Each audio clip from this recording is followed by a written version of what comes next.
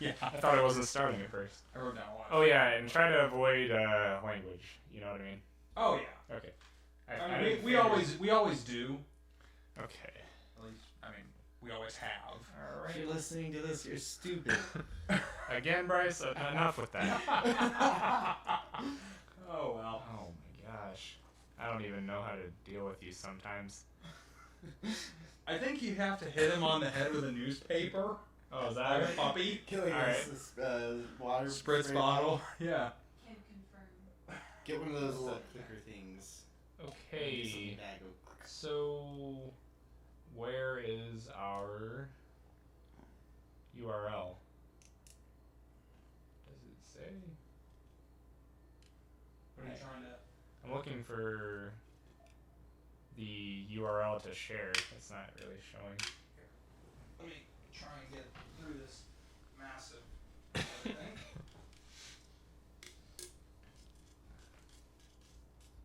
Okay, so what you're gonna have to do is Okay. what we're gonna do is we're gonna go to YouTube and we're actually gonna become a viewer on our own thing, so Okay. to speak. Yeah. I think I can get it this way. Oh, there it is. Hey, two people are watching. No way. So there we go, and then there's your URL. Sorry about that. No But problem. you wanna shut that off before we actually start streaming, otherwise we're gonna get a really weird feedback thing going on. I've got it muted. Oh, okay, that's fine. All right. So let's Okay. copy that. Let me get sat back down here and situated. Share that everywhere. Share, share, share. Tweet, and it's going on the Mind Facebook, and then my personal, and then we're going to go. If you guys want to lead into it, now would be a good time. Sorry, you want to go ahead and kind of lead into it? Yeah. Okay. Talk about the mistreatment of Lester Holt. Okay. Holy crap, guys! This Yeah. just in. I read this online. Turns out all future U.S. moderators, the next two, they're both backing out. They're quitting. So, obviously we had a huge disappointment. Yes, huge disappointment in tonight's presidential debate with regards to how it was handled by moderator Lester Holt. And I think we can all agree it was not entirely his fault. Obviously, two very big personalities up on the stage in front of him. But it is sort of the moderator's job to keep that sort of thing in check. So, I think he is going to catch a lot of criticism for that. What do you think, Bryce? I agree. Just like you said, it's not entirely his fault, but you should kind of expect that. He did say at the end that he knew they weren't going to be able to cover everything. Mm-hmm.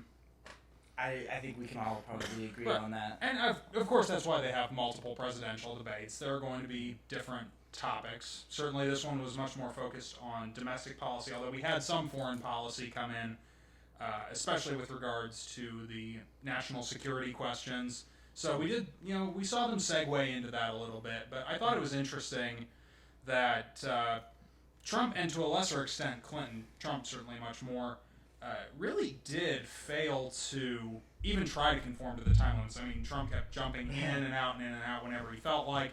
Clinton, on several occasions, she didn't really interrupt Trump, but she did on several occasions go past her time limit, even when Lester Holt tried to interject. So it was almost as if neither one of them was even recognizing his role as moderator. Yes, early on, she tried to add extra responses in towards the end, and that was definitely to her benefit early on, especially because Trump threw in some really heavy accusations in. Well, let's.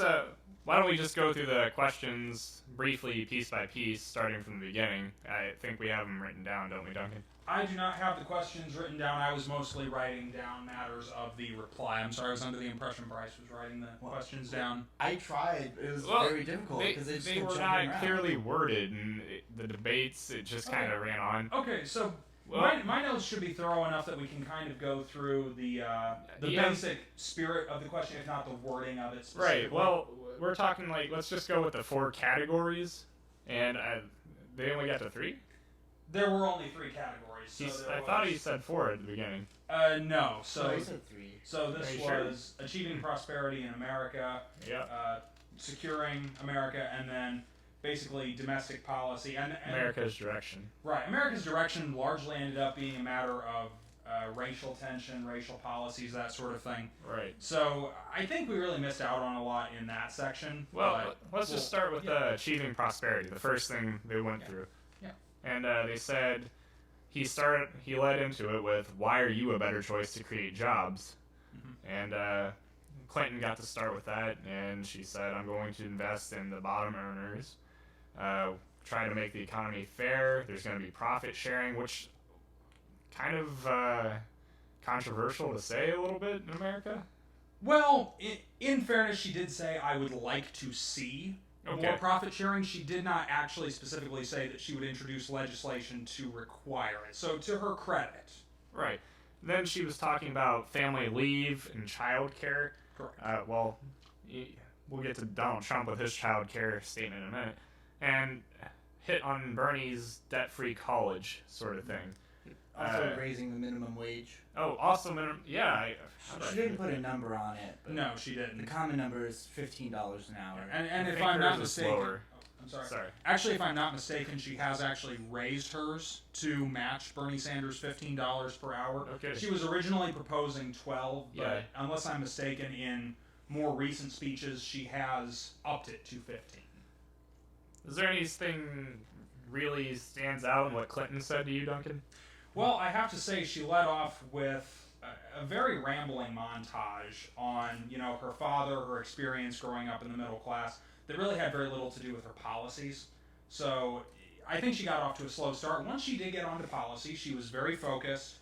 She did come across as, putting her policies out there, although, again, I would say she was not particularly specific. She, of course, talked about investing in the middle class, that sort of thing, but really offered very few specifics for us to evaluate about how she would do that. Now, of course, if you've read her policy proposals, her platforms, as all three of us have, I think we probably know a lot more about that than someone who hasn't been following this election as closely as we have. Mm-hmm. But if you were just someone watching this election who maybe this debate who didn't know so much about that, I think you would have had a very hard time coming away with anything concrete about her policies at all. She was very vague, which compared to Donald Trump, which let's just move on to him real quick.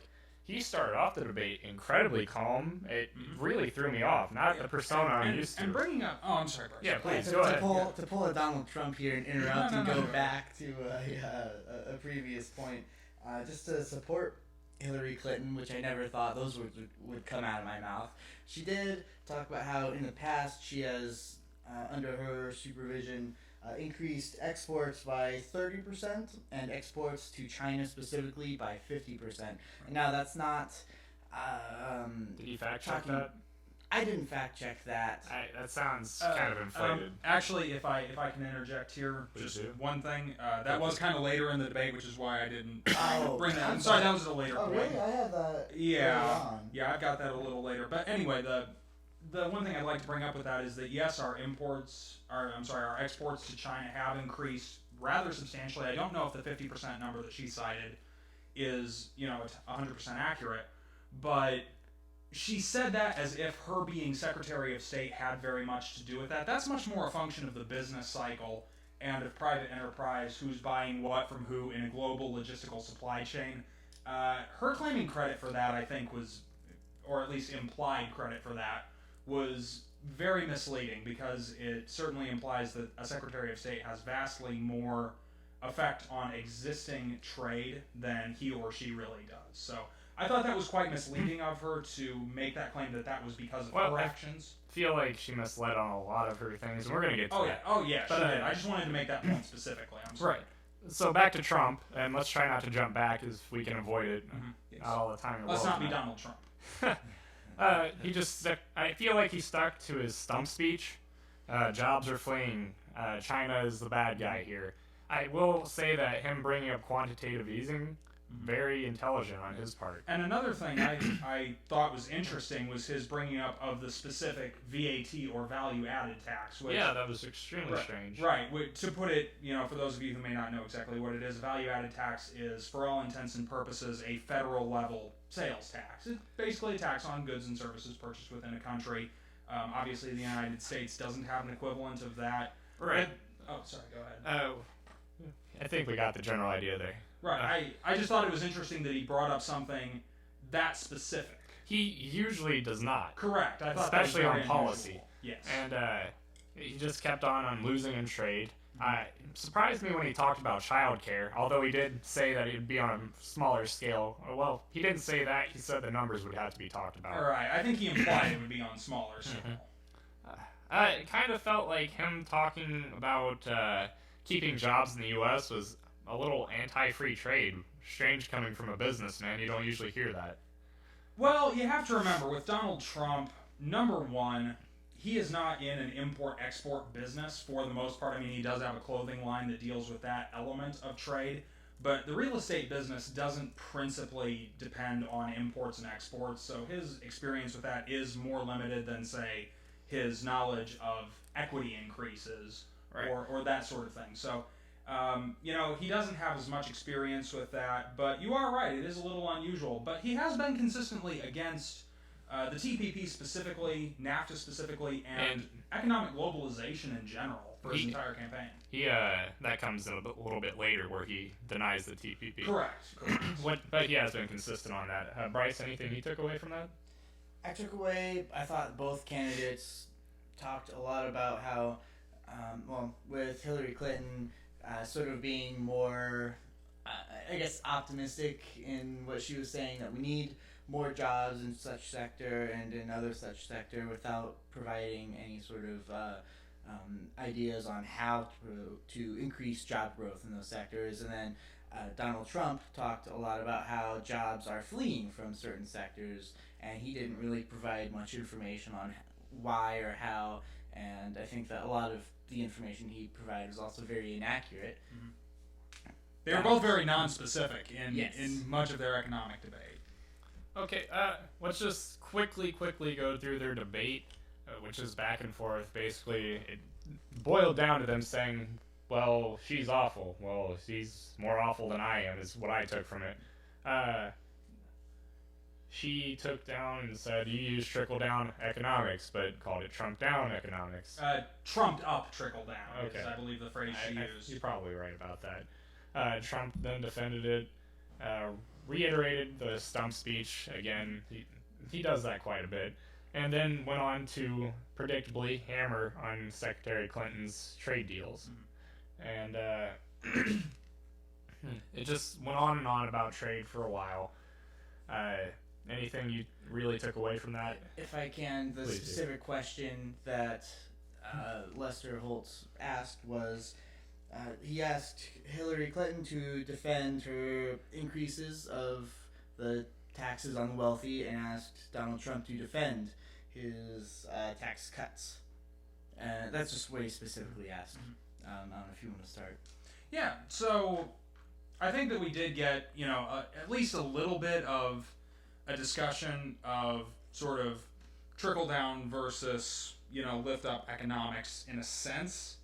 The one thing I will say is that Trump, and Clinton to a lesser extent, Trump was being very primitive in his discussion of economic. He was actually espousing a lot of economic ideas, just phrased very, very badly. So, for example, at one point when he was discussing the tax implications between us and other countries, or the production values between us and other countries, the economic term for that would be comparative advantage. He completely failed to actually use the correct economic terminology for that. So it seemed like he was struggling through something that I'm guessing he's received a lot of coaching on in the lead up to this debate, which is probably why he was more specific this evening than he has been in pretty much, I think, any other speech he's given. I've never seen him be as specific about his economic policies. Bryce, I don't know if you've seen anything that kind of compared to this evening on that. No, I, a long time ago, had a conversation with a very right-wing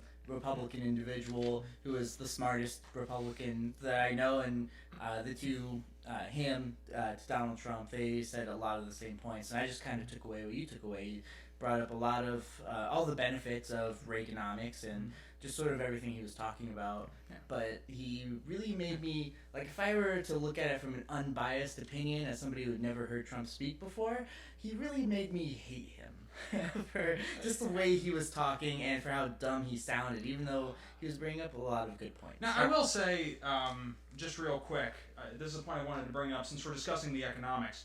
Lester Holt led off with something that I thought was really interesting, which was presenting the fact that we are on now 6 years of consecutive economic growth with substantial increases in, albeit limited in the first few years, with substantial increases in overall earnings. Now, he did fail to mention that we're currently in the middle of a productivity crisis. That's one economic factor that he did not bring up. We're actually right now flatlining on productivity. But I thought it was interesting that after presenting that, which can be quantified economically, that both candidates chose to present sort of this image of America as some sort of Mad Max wasteland without, I'm sorry, I hope we don't get in trouble for copyright infringement there, but, as some sort of post-apocalyptic economic wasteland in which everyone is struggling. I thought that was interesting that they chose to go that route after his presentation initially. One very important aspect of his speech, I don't think that it was focused on quite as much as it should have been. He claimed that we're in a bubble at the moment. Yeah. He didn't really point out what sectors are causing that bubble. Correct. I think all of what Trump said is sort of like a sequel to the GN's GOP. What is it? When Trump got the nomination. The GOP convention? Yeah, that's it. Okay, so it just had a lot of the same feelings. He hit on a lot of the same points, and especially when Ryan Paul said, that's not, who was? Lester Holt? No, I'm thinking of the... Rand Paul? No. Paul Ryan? Paul Ryan! Okay, I'm sorry, I'm so... My brain farts. Okay, so when he was talking about the economy feels stuck and things like that, when we obviously know that the economy isn't stuck and it's doing a lot better than it has been in the past. Duncan just hit on that. It's that's what Trump was hitting on a lot. I feel like that's how the theme was. Trump was doom and gloom, and Clinton was maybe we're not all on fire. Right, although she was still pretty doomy and gloomy. Yeah, maybe not bright meadows, but No. there's a light at the end of the tunnel was her Well, and I with the think current administration. And when Trump talks about the current administration, he's talking about hellfire and brimstone. And I think, this was something that we saw a lot in all aspects of the debate, was him trying to paint a very negative picture, her trying to paint a less negative picture. But I think something we have to recognize is that since they're both playing to perceptions of voters that America is not going in the right direction right now, that both of them have to present that negative view in order to reinforce their positions. I think that's strange from Clinton's standpoint, seeing as she's compared to Obama quite often, and her policies probably won't deviate too much. On some things, yeah. I mean, on economics, I think she's got a much more progressive standpoint than Barack Obama does at this point in his presidency. Maybe 8 years ago, when he hadn't been tempered by, practical politics, he may have been a lot more in line with her policies. But I think she's got a bit more progressive economic policy, and economics is where the two of them differ more than anywhere else, I should say. What I've been saying for months now is that she stole a lot of her economic policies from Bernie Sanders to seem more progressive and to reach out to the youth vote. Mm-hmm.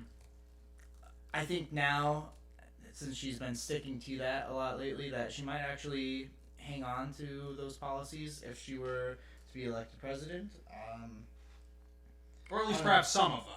Yeah, I can't really touch on anything else. Duncan said it all pretty well. I'd just be rambling if I continued on here. Okay.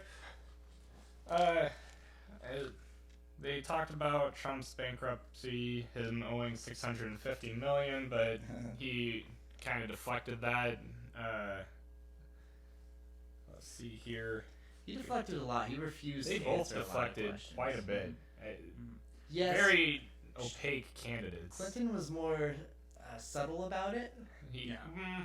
Okay, yeah, I'll get. Okay. So one thing, just before we move on from that, one thing I do want to talk about was it was in this section that you're referring to that Clinton brought up Trump's well, not his exact words, but his statement that we should either restructure American debt or, in some case, perhaps default on it. And there was also the implication that, we print the money, we can pay for it, effectively a quantitative easing payment. And Trump completely denied that he had said that, and I'm sorry he did. She, of course, deflected things that she had empirically said with regards to the TPP he brought up. She called it the gold standard of a trade deal, which she very definitely did at one point in her career. And this was something I thought we saw several times throughout the evening, was both of them trying to deflect things that they had said, and that can be proven, that they said earlier in their careers. Mm-hmm.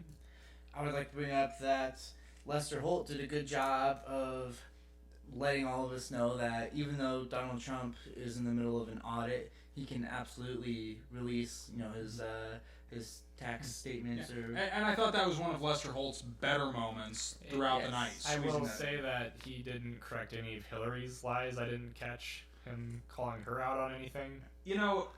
So I'm going to play devil's advocate for a second here, because you guys know I love doing that. In Lester Holt's defense, if he had fact-checked everything that occurred in that debate, we'd still be in the first question of section 1.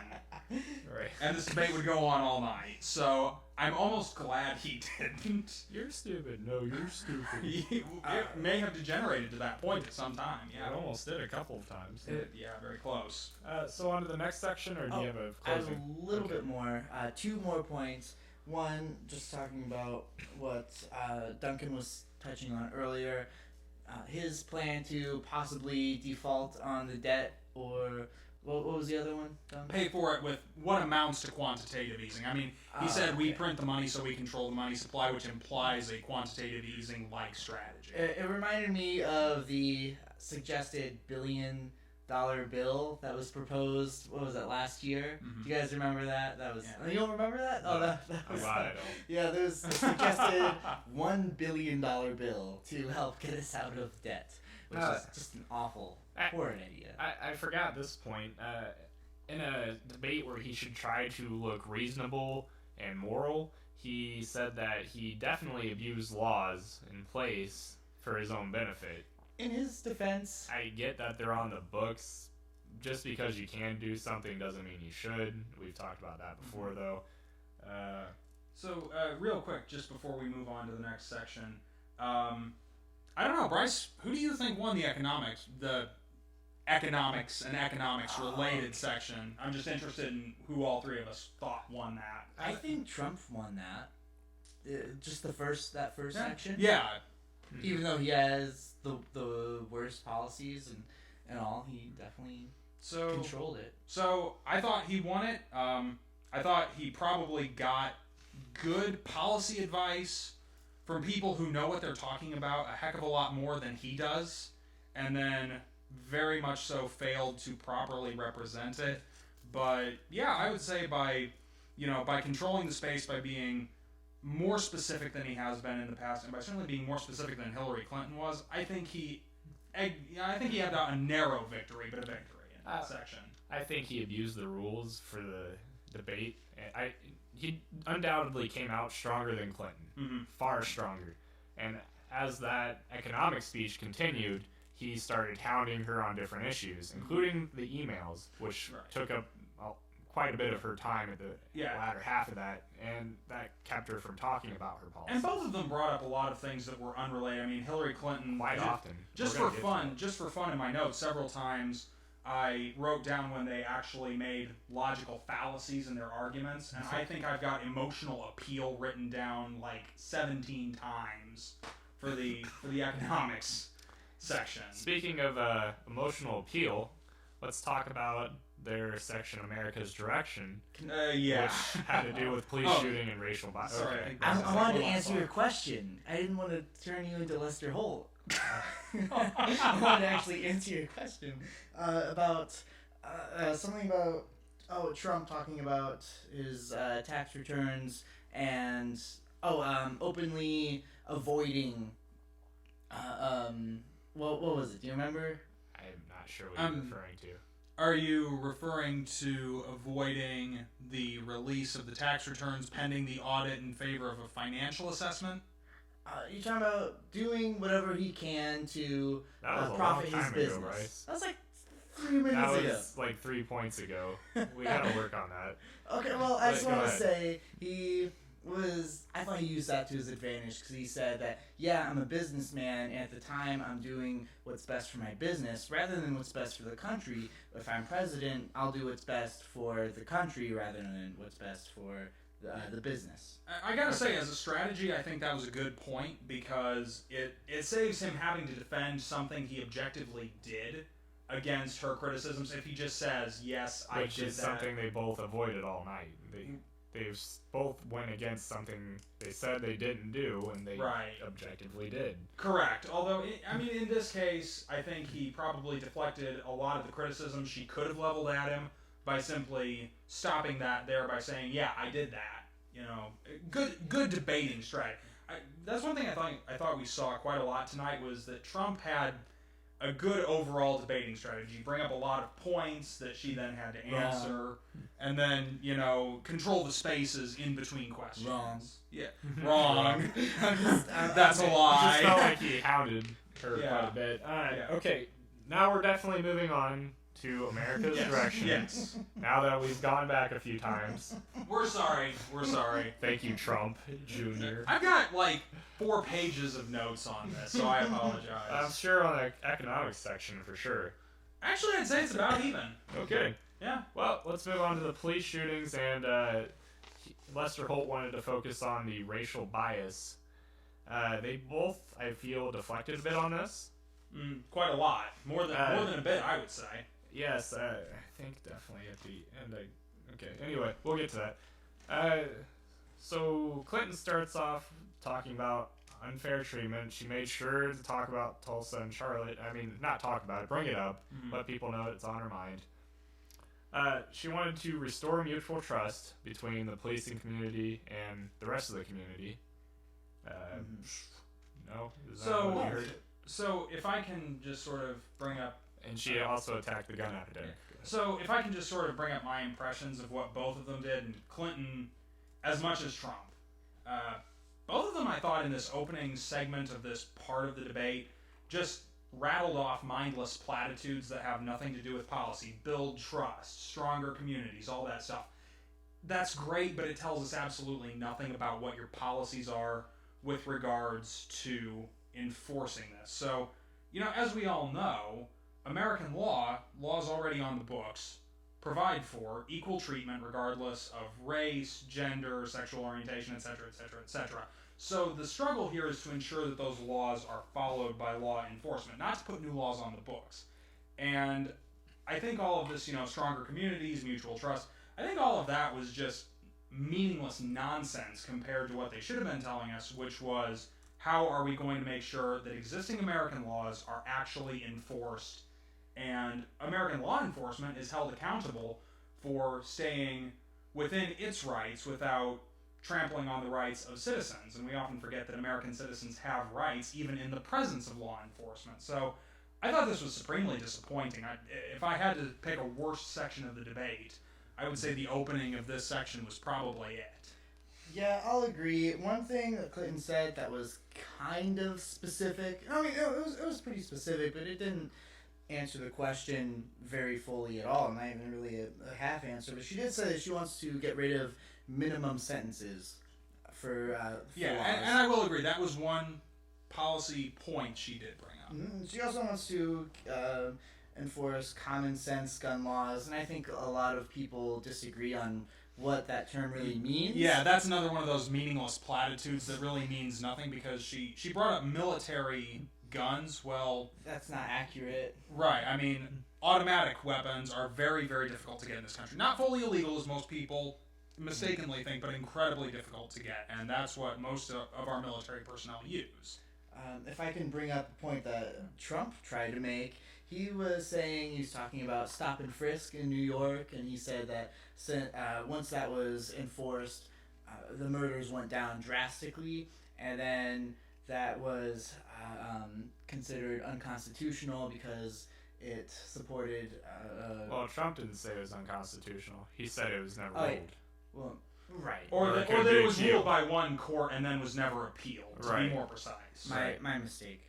Anyway, he said once that happened, murders started going back up, which I did fact check that, and the research I was able to do in that little bit of time while also trying to pay attention to the debate was that murders did continue to go down, and they're actually right now lower than they have been since before 1928. 1928 was the earliest date that I was able to find. Did you write down your source? It was Wikipedia. All right, that's okay. Okay, so that's a 50-50. Yeah, flip a coin. It's okay. Let's see here. Trump was sure to mention the Dallas police shooting. Definitely appealing to the law and order side of the country.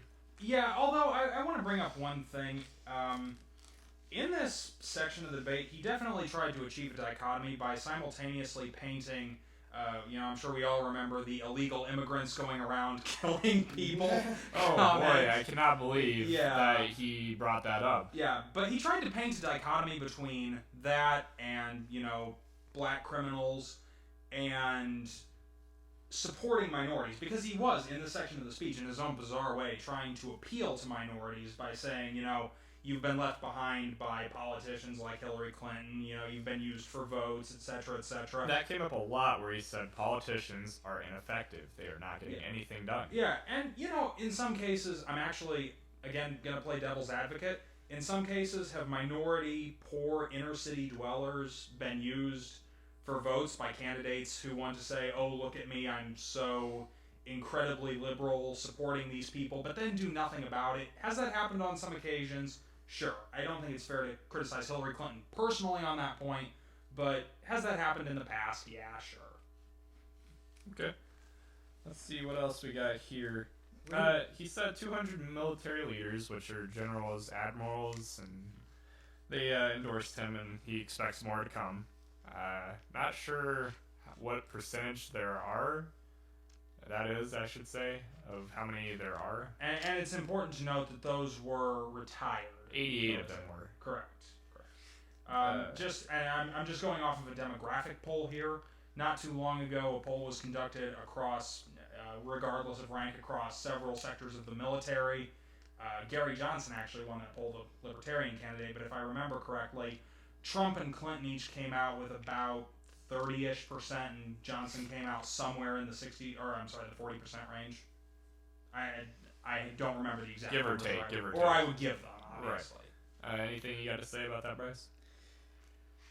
I don't know enough about it. My heart tells me that military leaders like to go bang bang. It's what they do. If there's not war, they don't have jobs. But my brain tells me that that's not really accurate. That a really good military leader would know that war is not always the answer. So I'm just gonna kind of stay out of this one. I don't really know.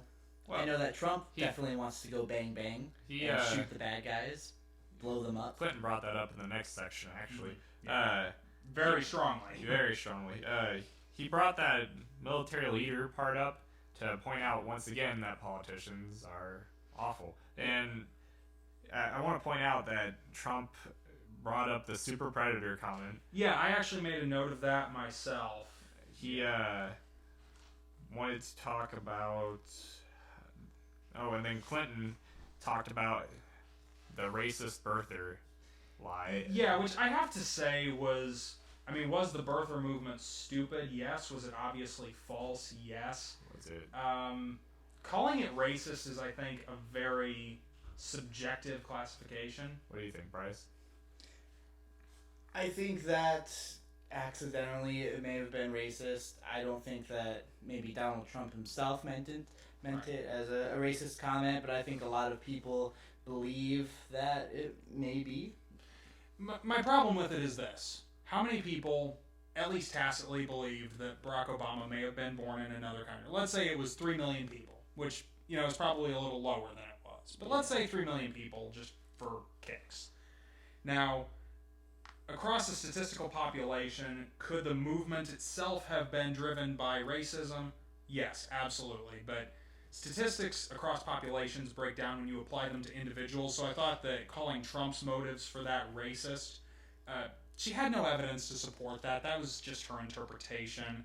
And she did this again later with sort of labeling him as a sexist, though she didn't use that exact word. Right.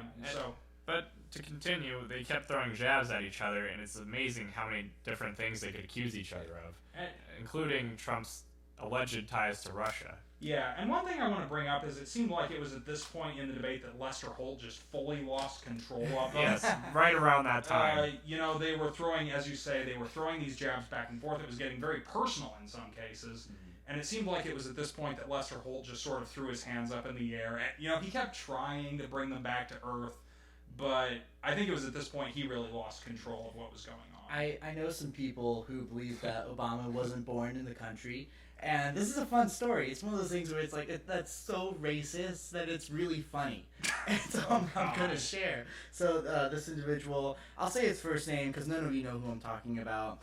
This individual does not subscribe to us, so it's just Dale.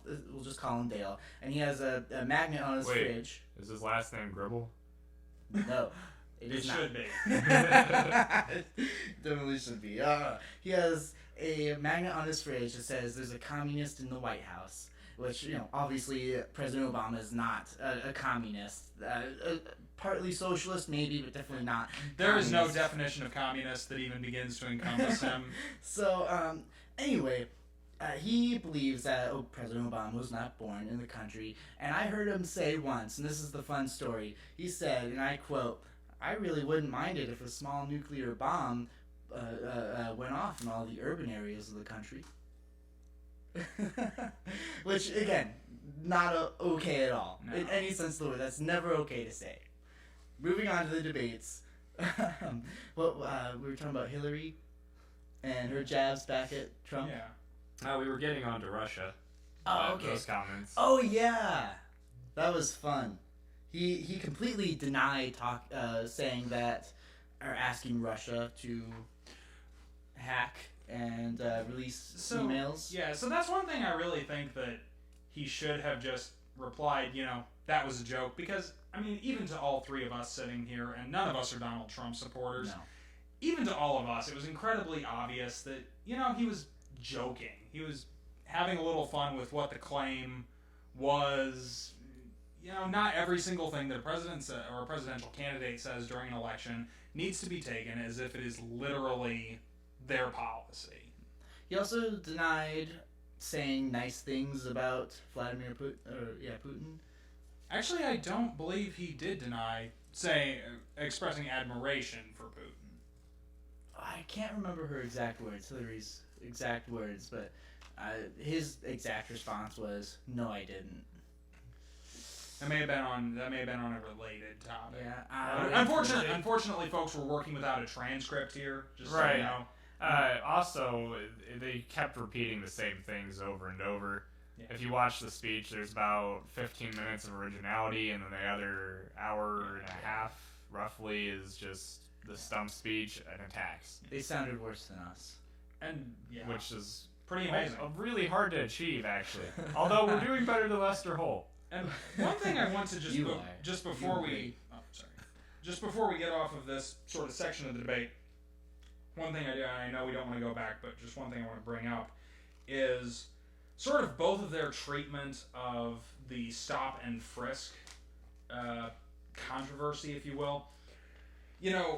Clinton at one point made an argument that I'm going to give her the benefit of the doubt and say she probably just worded this badly, but at one point she said that part of the reason it was found unconstitutional was because it was ineffective. Effectiveness has nothing to do with the legal constitutionality of any policy. Trump, more disappointingly, seemed not to care that it was probably unconstitutional. Now, as we've all observed, it wasn't appealed to the Supreme Court, so a final ruling on it was never made, but he didn't really seem to care that it was unconstitutional, which I think speaks volumes about how he would be as a president with regards to civil liberties. Agreed. I can't word it any better myself. Right. Alright, so you guys need to jump back at all? No. I think we did well. Let's move forward. Alright, so now that I'm going to say this and remind you guys what you forgot, we're going to securing America, which should have been where Donald shown the most in his eyes. He didn't once mention the wall. Not once. I kind of surprised, but at the same time, not really. I think he's backing away from that idea slowly. Or at least trying to moderate it to the point that everyone is sort of indifferent to it. Yeah, that's fair. So, okay. Let's start off strong with Trump coming up with that. Obama and Hillary started ISIS. Well, I mean, we could do an episode on this. We definitely could. Now, before we get to that, I just want to say this was the section of the speech that Hillary Clinton was obviously most prepared for. She led off very strongly. I think it was obvious that her intent was to make this closing section the point that she won. You know, I think this was her best performance. Right. The section before, it was kind of a cluster of horrible... I'd say it was kind of a tie between them, honestly. Yeah, it's... We forgot to do that part where we thought... Yeah, Bryce, who did you think won on the second section? Second section, I'd say it was. I don't want to say a tie. I'm gonna say they both equally lost. Okay, I'm actually going to change my answer to that. They both sucked so horribly. I agree. That you can't declare a winner. Wow. All right, so now talking about how Obama and Hillary created ISIS, sorry. That one, far-fetched, in my opinion, at least. Now, could you maybe make the case that their actions very indirectly resulted? Sure, but Trump doesn't make that case. Trump basically says that they created Daesh, or as we know it in the West, ISIS. Did their support of FSA rebels against Syrian President Bashar al-Assad, leading to an extended civil war, create a power vacuum in northern Syria that kind of allowed Daesh sort of a breeding ground in which to expand and then push further into Iraq? That goes along closer with what he actually said. He said they created a vacuum that allowed ISIS to be formed. And there is a good argument to be made there, but then you have to trace that back to George W. Bush, who started the Iraq invasion in the first place. Oh, no, shh. We don't talk about that. Not anymore. Well, that is where Al-Qaeda in Iraq came from, and it was that organization out of which Daesh originally evolved. So, blame where blame is due. He also factually slammed Clinton for the Libya fiasco. Right, albeit only very briefly. He should have focused more on that one, in my opinion. Yeah. That one's factual. Right, especially because she was very, very adamant about it at the time. Supporting what Duncan brought up already, if you guys watch John Oliver, he mentioned on an episode last month sometime, I can't remember when, I think it was like 3 episodes ago. Anyway, he brought up and played some clips of Donald Trump saying that Obama is the founder of ISIS. The co-founder is, quote, Crooked Hillary. This is in a rally. The entire crowd cheered, and it was much applause. And in an interview with, I cannot remember the interviewer's name. It was aired on Fox News, though, or at least audio clips were played on Fox News. And the interviewer said, I know, he was defending Trump, I know what you meant. You were talking about indirectly through actions, and this is what Duncan Duncan was was Hannity? saying. Who? Sean Hannity? Bill O'Reilly? Those are the Possibly two one of those two. I cannot remember. Hannity likes to defend him. So he's saying just through indirect actions by the Obama administration, ISIS was created. And then Donald Trump said, no, I really meant that Obama was the founder. And later, in another rally, Donald Trump was saying, I was just being sarcastic. Nobody understands when I'm being sarcastic. And he said, well, not that sarcastic. And everybody cheered and clapped again. He really does believe, or at least he likes to say out loud, because as we've discussed on the show previously, a lie said often enough is the truth, or repeated often enough. At least in people's minds, it may as well be. Yes. Let's talk about Trump and Hillary talking about NATO. Duncan, you probably know more about this than anyone here, So, or most people in the country. okay, I have to say, now, of course, Clinton was and this draws, I think, very strongly on her experience as Secretary of State. She was very in favor of supporting existing treaties, not only with NATO, but also with South Korea, with Japan. She was very in favor of supporting existing treaties, which I think is, of course, a major part of our global strategy. Trump, I have to say on this, brought up some valid points. I think this was probably his best point in this section of the debate. For once, he's criticized NATO several times. For once, he actually did bring up that he was opposed to them because of, for lack of, even though he didn't explain this well, obsolete military objectives. NATO was formed to fight the Third World War erupting out of the Cold War. It doesn't really deal very well with modern terrorism. So I think that Trump actually clarified himself a lot on that. That was a strong point for him. Clinton, on the other hand, really hammered him home on his ideas of abandoning South Korea as an ally, bringing Japan in as, more of a military power than it has been since the end of the Second World War. That may be another good point he has. There's a lot of debate among even people who are very familiar with this topic on whether Japan should reassert itself as a military power in the Pacific. I think this was one of those rare instances where they had a legitimate debate and both of them had a few good points and they talked about it. Mm-hmm. Yeah, I'll agree. Hillary's main points were helping out our allies and sort of talking about the importance of friendship for everyone. I think that Hillary won this section of the debate myself. I don't know, what do you think? I don't know. I'm sort of in a point where Hillary certainly presented herself better. That much is without any doubt.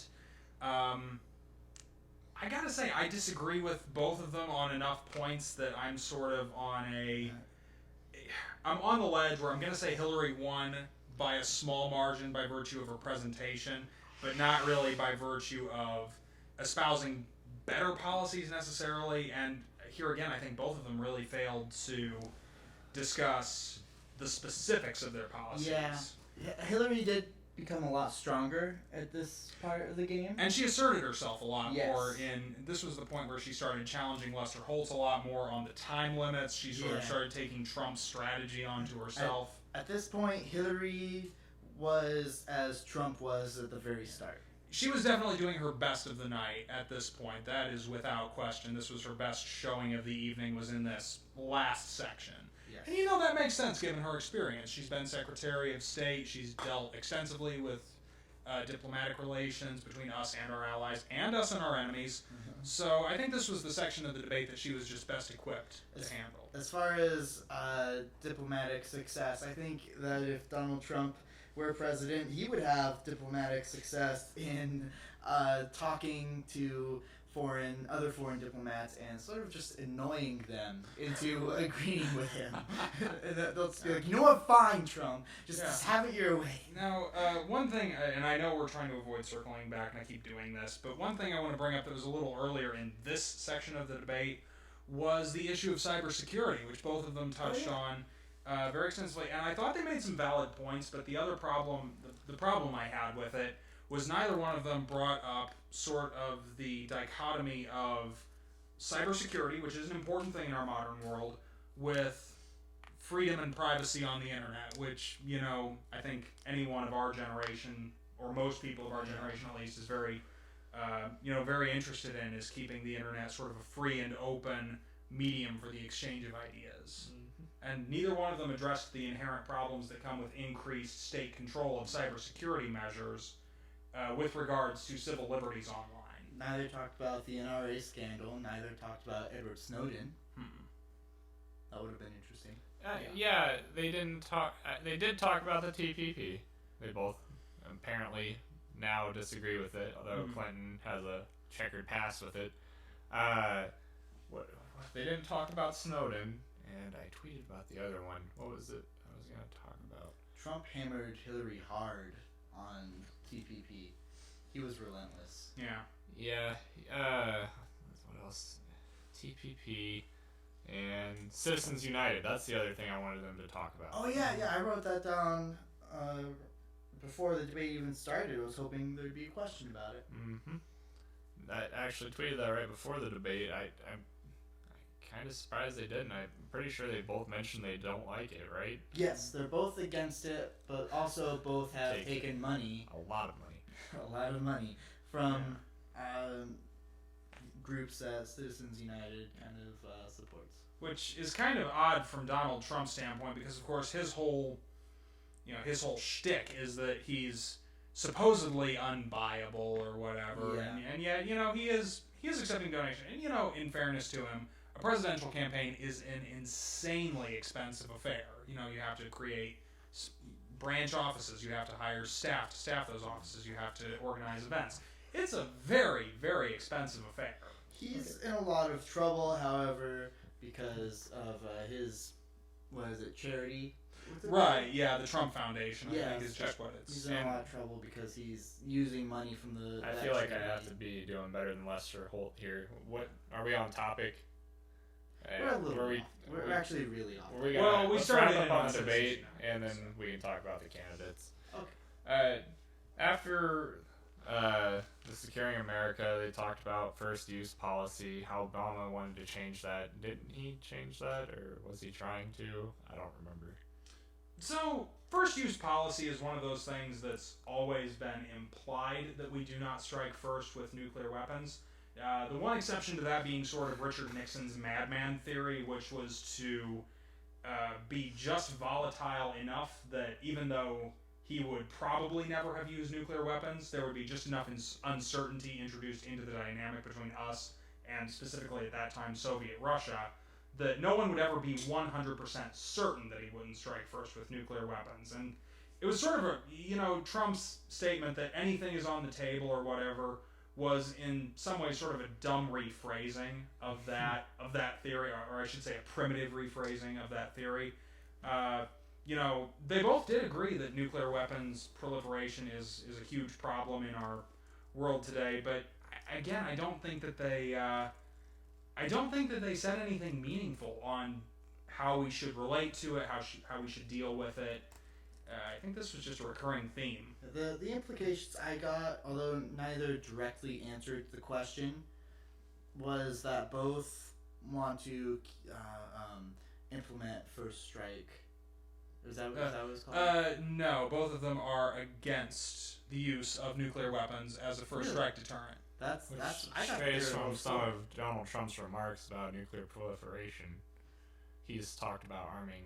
He talked about needing to be strong, and she talked about needing to assist our allies, no matter what. But let's keep in mind that nuclear weapons have always had their highest use as a practical deterrent. Mutual assured destruction was probably the only thing that kept us in the Soviet Union from actively engaging in a massive war with each other during the second half of the 20th century. So, first strike as opposed to the use of nuclear weapons as a practical deterrent, their comments applied more to the use of them as deterrent weapons than anything else. Right. Nuclear weapons have had their most use in World War II, and we used them twice on Well, Japan. we actually used them more to test, and then they were used in theory. Okay, you've heard the theory of nuclear winter, correct? Carl Sagan, and it was mutually assured destruction was the basic outcome of that. That's what kept everybody from launching nuclear weapons, because if one got launched, all the retaliatory ones would be launched, and then we'd all die. But we did use atomic bombs twice. Correct. But Right, we're at talking about first. in a time when no one else had nuclear weapons. Right. So No, mutually all assured did. destruction wasn't even a factor at that time. Okay, let's move off that. That's basically the whole debate, honestly. So let's talk about. We actually have a question, and then we had a comment. We have a question? Yeah, We have a real one question? We From a real we do, person? and it has absolutely nothing None to of do you with the got made debate this time? because they didn't mention it once. This is from Jess. She wants to know. What's up, babe? She wants to know.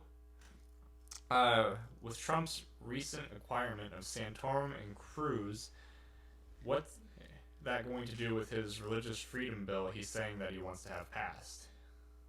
Oh, is that referring to that a church can officially endorse a candidate? Not actually sure. I think more it's implying that he's talked favorably about the gays and transgender recently. How is having Cruz and Santorum notoriously against that going to affect his image with the community? So, if I can, I'd like to go ahead and take the first part of this one, if that's okay with you, Bryce. Trump sits in a very weird position with regards to the evangelicals. He is not one of them, and he doesn't even try to pretend that he is, because he couldn't. He cannot really justify himself as a fundamentalist Christian evangelical. What he has done is to cement himself as the candidate who is most in line with some of their policies. So, for example, his idea of limiting Muslim immigration into the United States, and at one time of, in fact, closing down mosques within the United States, was very popular with the evangelical right. So there are things like that he is proposing. Isn't there like the Johnson Amendment? Or which amendment was that kept religious organizations from endorsing a candidate? I could not actually tell you exactly. He was talking about striking that down. Yeah. Right, correct. And, and another thing that he's done to position himself well with evangelicals is to go with Mike Pence, who's kind of loved by the evangelical right for introducing, I believe it was called the Religious Liberty Bill in Indiana, which did allow small businesses, to discriminate against people based on sexual orientation, things like that. Provided that they claimed that it was a matter of religious freedom for the business owner. So Trump has played this very strategic game of positioning himself as an ally of the evangelicals without ever having been able to make the claim that he is one of them, because he couldn't effectively back that up. So it's something I think he's done very well. He's certainly won a majority of their votes so far. And it's one of the very few strategic successes of his campaign with regards to a certain demographic so far, in my opinion. I think that it's not really going to change anything for him, these two endorsements. If you were ever a Trump supporter, you're probably still a Trump supporter now, given there may be a few people who have gone to support Johnson, probably more so Johnson than Hillary, I'm sure.